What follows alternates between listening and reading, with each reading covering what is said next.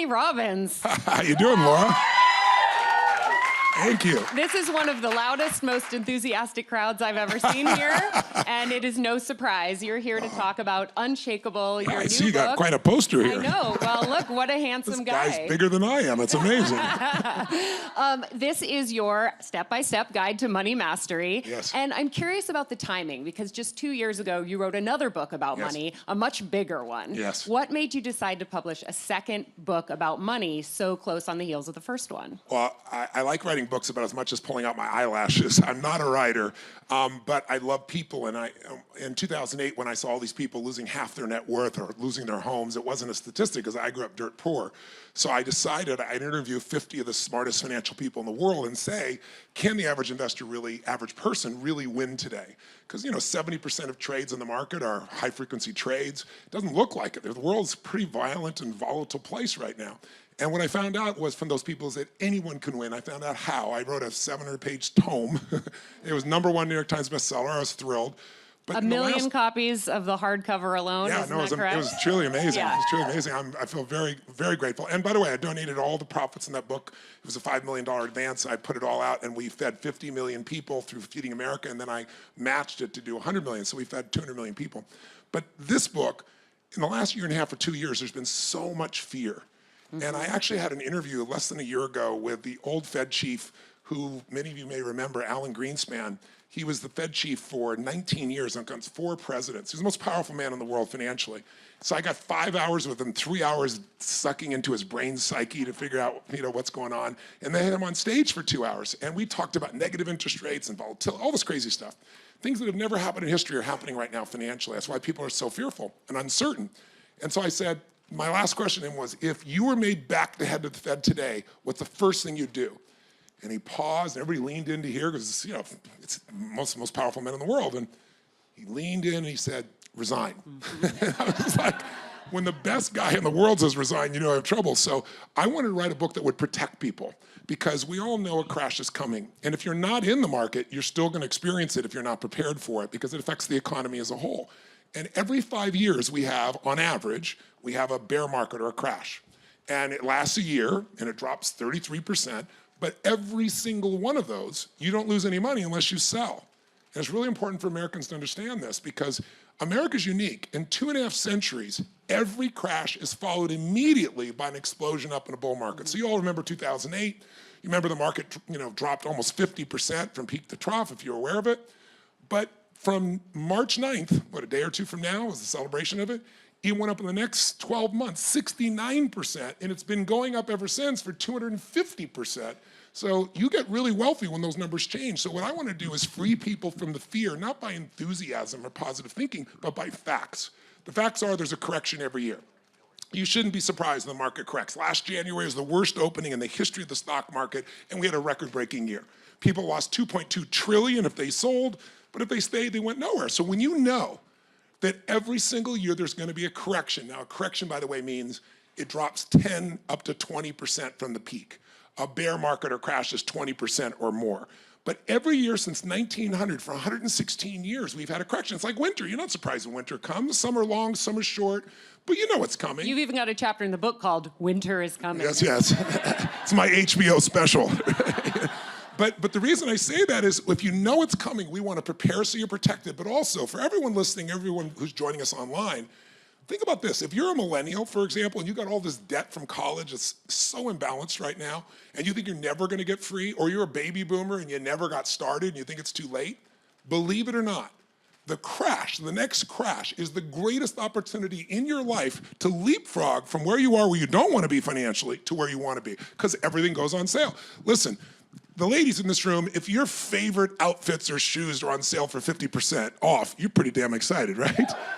Well, guys, if I said to you, what's your favorite car? And you said a Ferrari, and I said you get it for 50% off, guys would be out of their mind. But when the stock market drops 50%, it's on sale, most people freak out. Not Warren Buffett, not people like that. I interviewed a guy named Howard Marks. He was investing $1 billion a week in 2008 and 9 when the market was through the floor. Now he's worth $100 billion because he bought everything for pennies. You got to think of it this way. When things are going really great, what do people want for the price of their home or the price of their stock or their business? It's real value or more? When it's going up like crazy, everybody wants more than it's worth. When it starts crashing, what will people take for their car, for their business, for their stocks? What will they take? Anything they can get. And so those opportunities are the greatest ones in your life. And here's what you gotta know. If you're stressed by worrying about the market or the economy, there's a correction every year. You're gonna be stressed forever. If you're 35 and you're gonna live to 85, you got 50 more corrections to go through. And a bear market comes every 5 years, so you're gonna have 10 more bear markets in your life. Time to stop being stressed. Time to become unshakable, which simply means you have a plan.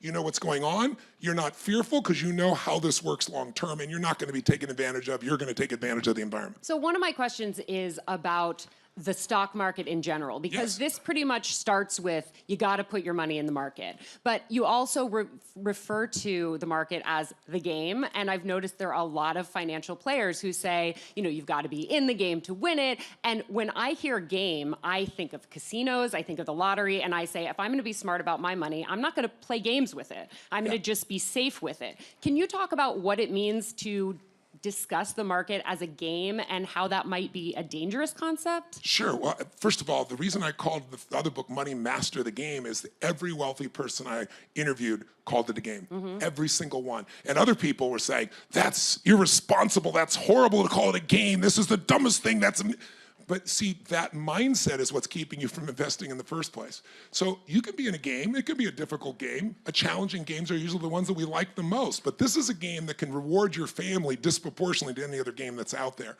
Now, some people play games aggressively, some play things more in a secure way. Your style is more secure. And what I teach in this book is we want to have a style that makes you feel good, because you may make a bunch of money, but you're stressed all the time, it's not worth it. There's a way to make money your slave instead of you being the slave to money. But let me explain. It's not put all your money in the market.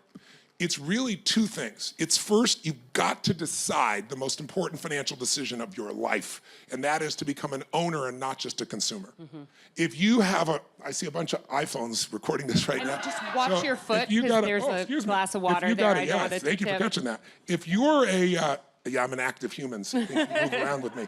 But if you've got an iPhone and you don't own Apple, or better yet, you don't own the index of the S&P 500, the best 500 companies, you're making a giant mistake, because you'll never earn your way to financial fortune. Even people that make just loads of money, the actors, the actresses, the athletes, where are they 10 and 15 years later? I mean, 50 Cent made $100 million on vitamin water. He got a tip, and he got like a $200 or $300 million net worth, and he's bankrupt. He bought Mike Tyson's house, 25,000 square feet, and Mike Tyson made $500 million and went bankrupt. Right now, I don't know if you saw Johnny Depp, I don't know if it's gonna happen or not, but the papers are saying he may go bankrupt. He made $750 million as a movie star, but he spent $30,000 a month on wine. He must be feeling good. And secondly, he took Hunter Thompson, the reporter, he burned his body and paid $3 million to blow his ashes into the sky in a cannon. So no matter how much money you make, you can screw it up, right? But if you will just decide there's a percentage of my income that no matter what, I'm gonna have it automated. I'm not gonna see it, it's gonna go straight to an investment account. And I don't know if it's 10 or 15 or 20, those numbers sound gigantic to most people. Even if you start with 5 and build, that income does not go to anybody else, and then you put that into compounding. So listen to this. There's a young man, true story, Theodore Johnson, 1950s, worked for UPS, never made more than $14,000 in annual income in his entire life, retired with $70 million, and he didn't inherit a dime. He gave away $35 million while he's alive. Now, how is that possible? Because of compound interest. When I interview all these investors and say, what's the biggest mistake Americans make? They all said, they don't tap into compound interest. They know intellectually a little bit what it means, but they don't do it. They don't do it consistently. So what do you do? It basically just means that the profits you make go back into the investment. You keep reinvesting and it keeps growing, but it grows geometrically, right? And so a friend of his came to this man who worked for UPS and said, I'm gonna make you rich. We're gonna put a 20% tax on you. He said, I can't give up 20%. I can't pay my bills if I do that. He said, listen, if the government raised your taxes 20%, and you'd claim, you'd scream, you'd cry, you'd complain, and you'd pay it. And you get adjusted to it. But he said, this is not going to the government. This is going into an account for your future. And that compounding is what made him that much money. In the book, I give you an example of an 18-year-old boy whose father convinces him that he should save $300 a month out of his income, which is not a huge income. It sounds like a lot. But when you automate it, you forget about it. It's perfect. You adjust. Well, he does this from 18 years old to 27 for 8 years. So the total amount of money, $300 a month, about $4,000 a year, that's $28,000 total. He then he leaves it in the market and never adds a dime to it from 28 years old on. At 65, because the market over those 30 years grew 10%, his money has compounded so much that he has $1.8 million. You don't need a lot of money to be wealthy, you need time. So you're saying that even if I have student debt that I'm struggling to pay off, even if I'm making, say, $1,000 a week, that I should still try to put a percentage or make it a point to put a percentage not just into a savings account, but into an investment account. Into an investment account, where to put that money, then we teach you the ways to do that, and it's got to be diversified. Yeah. You never put all your money in the market. Okay, great. I want to ask you about brokers, because you say avoid brokers.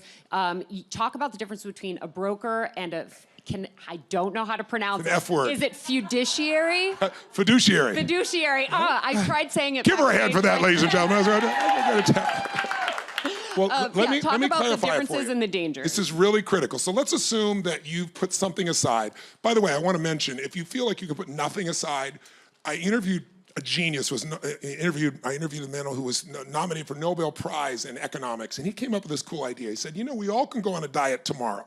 Right? We believe tomorrow we're happy to do it. We can all save money tomorrow. So he created this program called Save Money for Tomorrow. And what he does is, he says, start with 3 or 5%. Anybody can do that. You'll never miss it.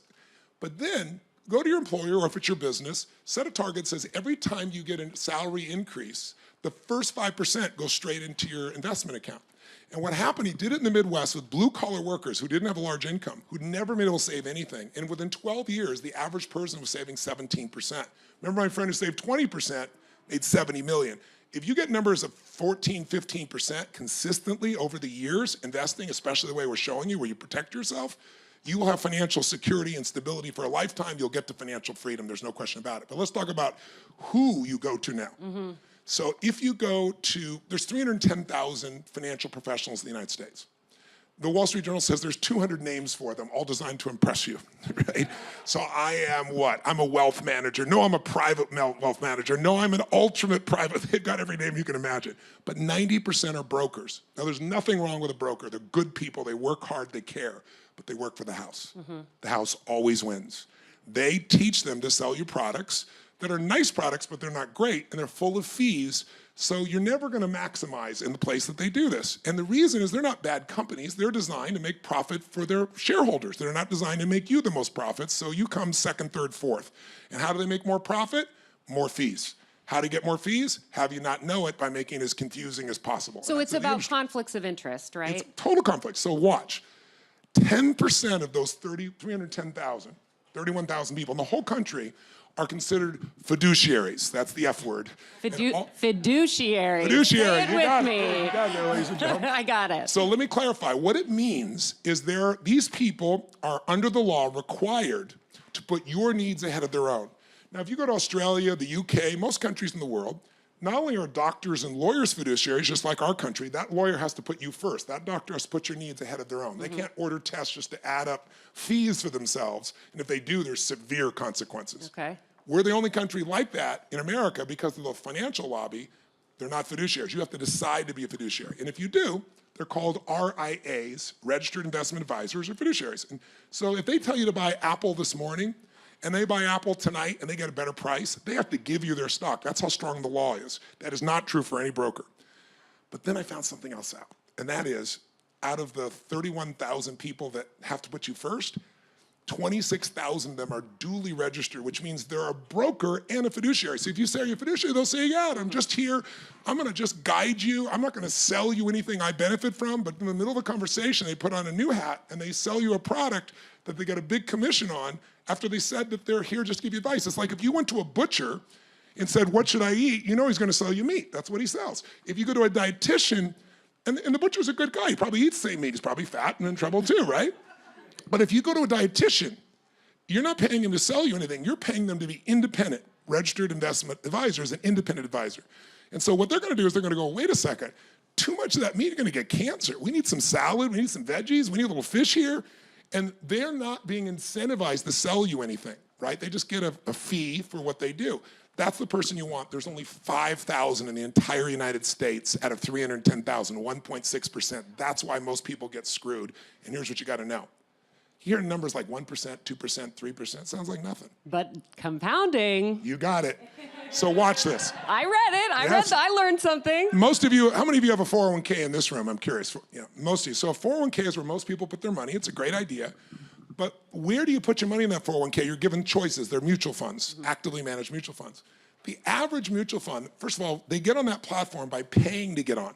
It's called pay to play. It's the way they used to do the radio business, and they made it illegal. So you're not getting the best. You're getting whoever paid them at the 401k place the most.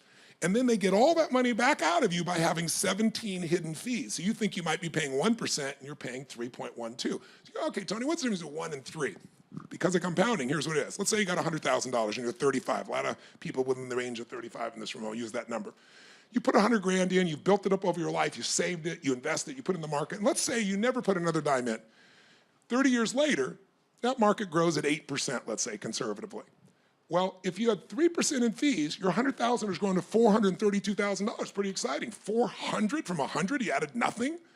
But if you paid 1% in fees, you own the same stocks, but only 1% in fees, you have $762,000. You have almost twice as much money. The first person's gonna run out of money, by the way, trying to spend that income. By the time they're 74, 75, the person who has more money is gonna last to 93. So I am totally afraid of conflicts of interest, sort of beyond all else, because it just feels like someone who's smarter than me is going to get in my brain. And I just want to give you the opportunity to clarify something, which is the disclaimer at the beginning of your book, which is that you're promoting companies that you have a financial stake in. Yeah. So can you just reconcile the difference between a broker's conflict of interest and you promoting your own companies within your book? Mine is right up front. We tell you exactly what it is. And so I'm a partner in creative planning. So we haven't gotten who my co-author is. My co-author is Peter Mallouk. Peter is the #1 rated wealth manager in America by Barron's 3 years in a row. No one's done that in the history of the United States. 2 years in a row by CNBC, and this year Forbes made their own list and he's #1. So I'm on his board, I'm a partner, I'm in the business. But when you come decide, let's say you want to figure out how you're going to build a plan, you can go to getasecondopinion.com, and if you do business with us, I'll benefit. But you can submit to them and say, here's what I'm doing. They'll evaluate it, they'll put a plan together, or if you're doing nothing, they'll put a plan together for you. And if you want to become a client, it's 1% or less. And we have a clear piece, and that's all you pay. There's no commissions, there's no product that we own that we sell. All of it is clear and transparent. So it's the transparency that keeps the conflict of interest from being a problem. You have no idea when you're paying 3% and you're being cheated out of 2/3 of your income. Every 1% you overpay above 1% for your investments, because the fees compound, will cost you 10 years of income. So if you're paying 3% instead of 1, you gave up 20 years of retirement income, and you could have owned the same product, the same stocks, the same bonds for less than 1%. I really, really appreciate you clarifying that. Of course, I do it in every interview. We just hadn't gotten to Peter or talked about it yet. Yeah, of course. I want to ask you about a different kind of investment, Sure. And that's specifically investing in art. Right. I think you do a lot of work in investment, a lot of work in philanthropy. And I think of investing, say, in a Broadway show, which is my personal passion, is Broadway. Please don't do that. Well, here's the thing. That's like saying I want to invest in a movie. That's the wrong place to start. Here's how you go from a billionaire to a millionaire. You invest in movies and Broadway shows. How do I budget to sort of invest in a philanthropic way? Like, if there's an artist that I believe in, who I want to support financially, do I budget it as if it's philanthropy and cross my fingers that it will turn into an investment? No. All of my philanthropy is my philanthropy. I don't try to convince myself that while I'm doing philanthropy, I'm making good investment. It's the wrong way to evaluate things, because you'll find yourself being emotionally connected to an investment, and this can't be an emotional game. This has got to be a game where you have clear rules. This is how I do it. I don't risk anything. I take the money I've earned by being disciplined, and now I can give it away and do the things I want to do. So I feed, to give you an idea, 250,000 people a day I provide fresh water to in India, because kids are killed every day, they die every day of waterborne diseases, the easiest thing to solve. So my goal is to 1 million. I'm going to get to 1 million kids. I just got back, I can't say where because it was a rather public thing, but I was just in a third world country, and I've donated about $1.5 million to an organization called Underground Railroad, which I went there, I went to this third world country with all these former CIA, FBI, and Special Forces guys. And what they do is we have more slavery today than any time in human history because the population's so big and we're just not managing it well. So we freed 36 children girls 9 years old to 13, chained to a bed having sex with people, freed them all, and caught 13 of the biggest perpetrators in that country and ended their careers and put them in jail. So I can do those things, and those are things that match my values, what I'm about, what I'm committed to. The internet is worthless if you can't read and write, if you're illiterate. 1 out of 7 humans are illiterate in this world. 250 million children are illiterate, and there's no way with our demographics we'll have enough teachers to make that happen. So I donated $1 million. Elon Musk donated, I think, $4 million. Together we created with a group of other people a $15 million prize. And we have all these teams competing with iPads that we're giving these children in Africa, and with no teacher, in 18 months they teach themselves to read, write, and do arithmetic. They win the 15 million, but the code is open source, so that we're gonna distribute it to the whole world.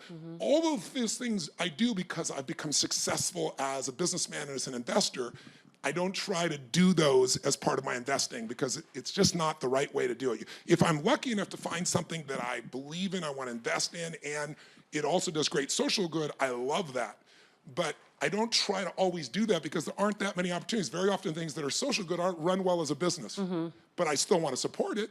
So let me do that as philanthropy. Let me do that as a donation. Let me not try to make money off of it.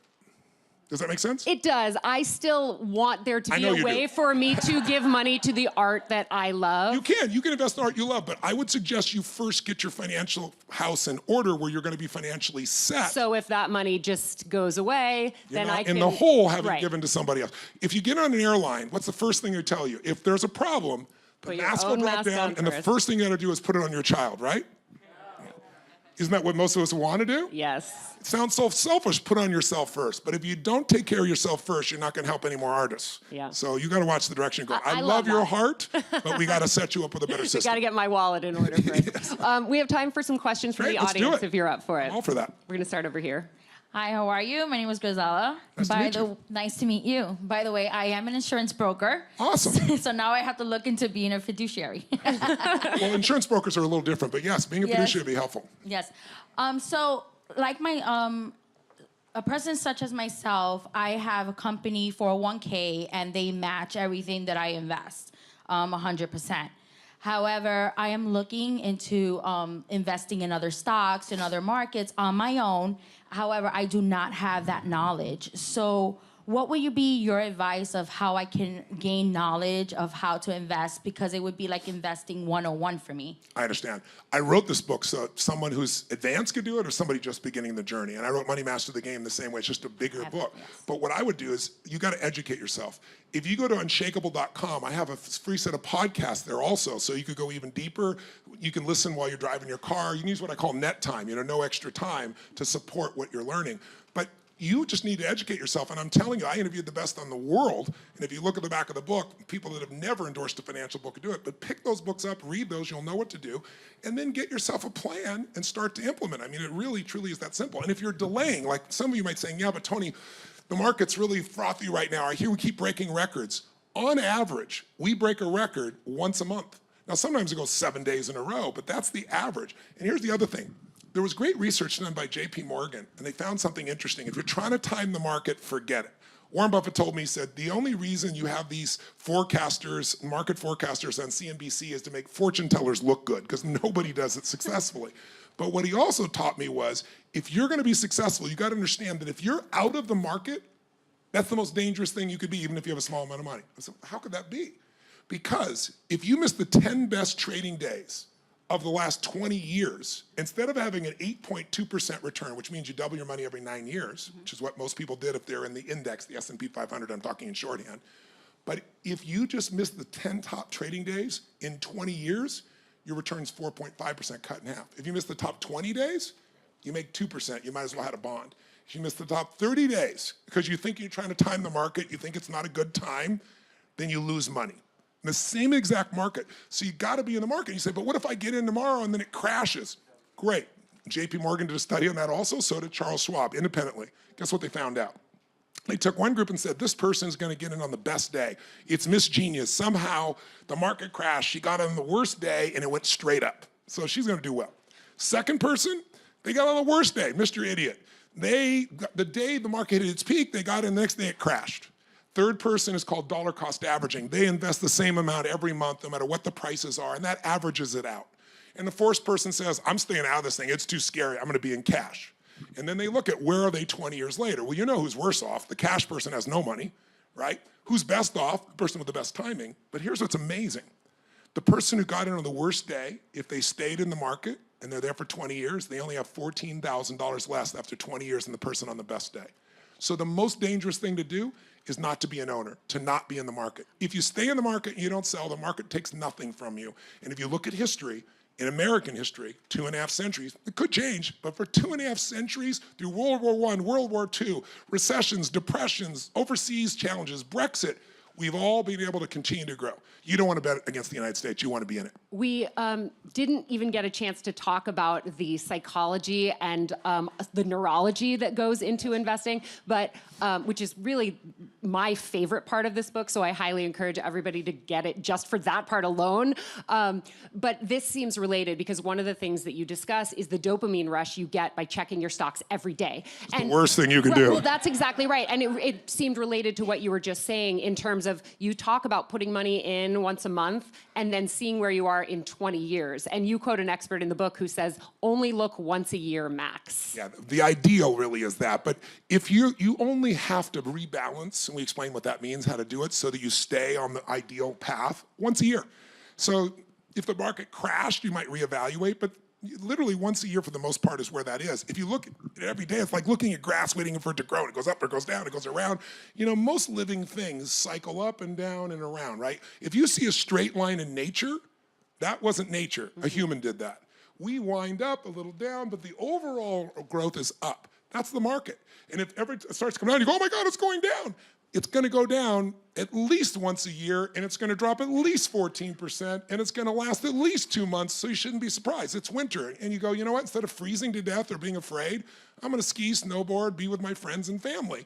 If you don't react and you stay in the game, you're going to win. Jack Bogle, who I interviewed, who's created Vanguard. Most of you may have heard of Vanguard. It's a $3 trillion company. He's been in the stock market business for 65 years. He's in his 80s. He's one of the most respected men in the business. He said the secret to wealth is get in the market and stay there and do nothing. And he's absolutely right. He's absolutely right, because it's a long-term thing. If you're trading in and out, you're going to, first of all, have lots of commissions to pay. You're going to have costs going up and down. And I'll tell you something else. Ladies in this room, you're all better investors than men on average. Most men are overconfident. It's one of the psychological things. And so they overtrade. They think, I can do better. I can beat the market. So the average man earns 2.5% less than the average woman because she just goes in and goes, I'm going to leave it there. I'm not going to mess with this stuff. I don't think I'm smarter than the market. And so women actually do better as investors overall than men do in the general population. You have a great quote that says, acknowledging that you have no special advantage is the biggest advantage you can have as an investor. And I'm definitely taking that away with me. And Warren Buffett also said, he told me, he said, Tony, he said, listen to me. He said, the stock market is a game of transferring money from the impatient people to the patient people that just stay there. I love that. And I thought, coming from Warren Buffett, that's pretty good. I want to make sure we get to at least one more question. Yes, please. Hi, Tony. You always say that the secret to living is giving, and there's this very famous story you have of having no money at all and giving away your last dollar to someone in need. Yes. So I was just wondering how you balance giving with self-care, especially as it relates to finances. Ladies tend to take care of, and it's a gross generalization, but I think it's true because of the biochemistry of raising a child. Ladies tend to nurture everybody else more than themselves first. Men, very often, they're not just selfish jerks. Sometimes they are. They can be. But they're raised to be more competitive. They're not, they're not in that same mode, and so they don't do as well. But I think, really and truly, the balance to me is you need clear goals, because you see the same thing that's happening here. Two women, and she's like, I want to give it all away to those people. And I used to do the same thing, but then I had nothing left over because the things I invested in I was so emotionally connected to that I stayed with them even when they were bad investments because I like the people. And that's not how you invest. You invest, make your money, and then give it away. Your family, your friends, yourself, the people that are involved with that, but you need to separate them. How do you find the balance? It's really art more than science. But for me, the way I did it is, you alluded to the fact that I had a stage in my life where I was just so frustrated. I was down the last $19 I had. I didn't drive my car because I didn't want to pay the gas. I walked 3 miles, not very far, to this restaurant on the water so I could try and change my psyche. And I saw this little boy come in with his mom, but he was in a suit and he pulled the chair up for it and he was so loving. And I'm sitting there chowing down because I want to pay $5.95 for all you can eat at this taco bar so I can load up for the winter, like the last 3 days because I'm down to my last $19, right? And so I saw this boy, I couldn't help it. I was so moved by him. And so when I was done chowing down, paid my money, and I don't know, I'd left, I think I had like $23. So by the time I was done, it was $17, $18, $19, whatever it was. And I walked to this little boy and I introduced myself. I said, hi, my name's Tony, and I forgot his first name. I think I'm Charlie, I think it was. And I said, Charlie, I said, I'm so impressed by you. I said, I saw you held the door open for your woman here. I saw you pull the chair out for her. I saw you sit down here and you're looking right in her eyes and you're just so with her and you're so sincere and you're taking her to lunch like this. I said, you are a class act.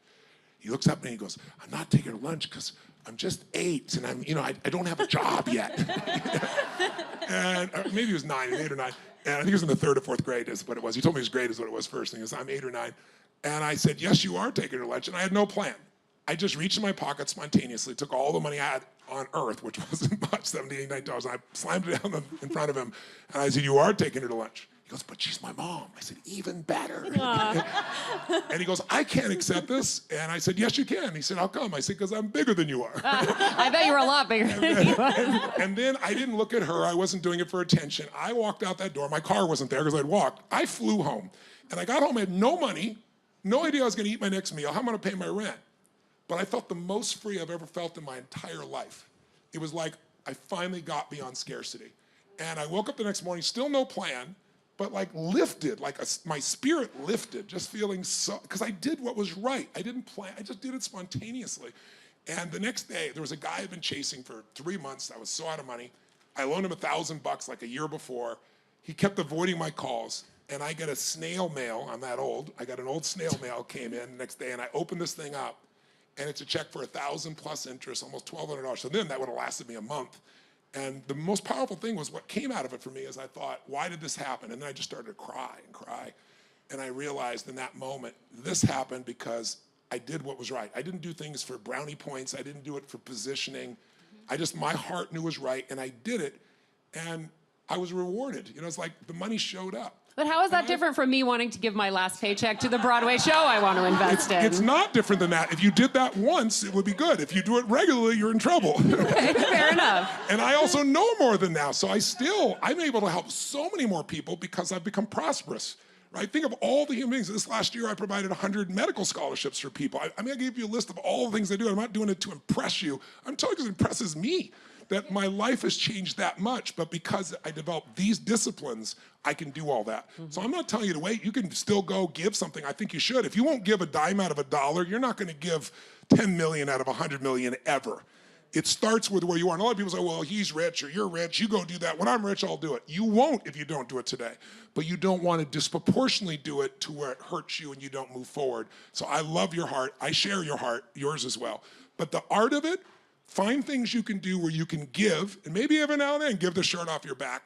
But better yet, do a plan so you don't have to give the shirt off your back and you can provide shirts for lots of backs or whatever would be the right metaphor for you. That's great. Answer your question? We have another question over here. Yes, of course. Hi, my name is Robin. I'm a local New York City person. I'm actually a math educator, so I call myself Robin the Math Lady. So I was curious to know if you've teamed with schools or how this would play out with younger people, high school students, middle school students, and especially thinking of exponential functions. And we have a kids camp we do every year. We bring kids in from all over the world for, and we bring in leaders, both negative leaders and positive, meaning kids that are gang-oriented, and we bring them together and merge them. And while we're there, we teach them some of the economics. But my foundation provides all these resources. I'll provide books for the whole school for if you want, and we can provide a bit of an education. You can decide what age group are you dealing with? Right now I teach at the college level, but I go into a lot of schools as a student teacher supervisor all over New York City. So. If you wanted to take our material and do that, and it's for nonprofit purposes, I'll support you 100%. Okay. So you can see me afterwards. I'll give you one of our cards and we'll follow up. Thank you. Okay. You're welcome. Thank you very much. You're welcome. That's wonderful. I think we have time for one more. Hi. Hi, Tony. It's fantastic to meet you. Thank you. My brain's teeming now, and I'm not a numbers person. But I just want to say, I don't know what I want to say. I have a small business here because I wanted to live in the US, and there's no heart anywhere. I'm in a power struggle with people. I don't know who to trust. I don't know who to trust. I'm not creating anything. I'm not giving anything to anybody. I'm just in survival. Why? because it wasn't going very well, and I took 2 new partners in and a lawyer, and I thought he was acting on my behalf, he was acting on their behalf. He's taken a small percentage, and they're all head of this and head of that. I'm the owner. Yes. And they're like, no, we're above you. And I had my first experience in yoga being treated like a woman, like pushed to the side, not listened to, Well, not that's heard. not being treated like a woman, that's just being treated badly. Well, I think it was because I'm a woman, they thought they could walk all over me. So Well, actually, it might be, but it might be that they walk over anybody. People who are strong business people walk over anyone who they have more experience than. And so, look, 96% of all businesses over 10 years go bankrupt. Only 4% survive. That doesn't even mean they're profitable. So business is not an easy thing, and the reason is because 80% of success in business is psychology, 20% is strategy and mechanics. So your psychology right now has been messed with. You're living in a state, for lots of good reasons, of frustration and a bit of overwhelm and a lot of stress. And in that state, you're not going to create solutions. And right now, you're focused on how they were the problem. And there's truth to that. But the real problem is you. The real problem was you weren't educated before you began, which is how most people start a business. And so, you know the old phrase they say, when a person with experience meets people with money, they end up with your money and you end up with experience, right? And that's kind of what's happened to you. Yeah. So here's what you need to do. I don't know what this business, you either turn this one around or you need to get away and start something fresh, but you need to educate yourself. I will do you a very big favor if you're interested. I do a boot camp for business people that lasts 5 days and nights. I do it twice a year in the United States. It's $10,000 to go. It's all business owners. Some have just started. Some are billion-dollar companies. Some are, doing less than $1 million. And if you go and put through that experience, I'll give it to you as a gift if you promise me that what you will do is then go out and teach 3 people what I teach you. If you're up for that, I'll do it. wow. You up for it? Shake this hand. And you see my assistant over here, Sarah, not this Sarah, but my Sarah, in the back there, and she'll arrange it for you, all right? And my only request is I want to see the impact, all right? Absolutely. You're welcome. Thank you so What much. a generous gesture.